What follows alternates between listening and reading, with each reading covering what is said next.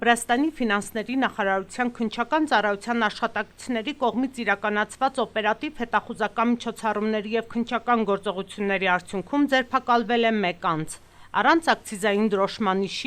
դրոշմանիշման ենթակա առանձնապես մեծ քանակությամբ ակցիզային ապրանքներ պահելու համար։ Հետաքննությունը պարզել է, որ մեղադրյալը Թբիլիսիում գտնվող իր տանը և մեքենայում պահել է վաճառքի համար նախատեսված տարբեր ապրանքանիշերի, ակցիզային հարկից ազատ ծխախոտային արտադրանքների առանձնապես մեծ քանակություն։ Քննչական գործողությունների արդյունքում առգրավվել է ընդհանուր առմամբ 11143 տուփ ակցիզային ծխախոտ, որոնց շուկայական արժեքը գերազանցում է 96,000 լարին։ Հետաքննությունը շարունակվում է Վրաստանի քրեական օրենսգրքի 200 հոդվածի 3-րդ մասի համաձայն, որը նախատեսում է 6-ից 8 տարի ժամկետով ազատազրկում։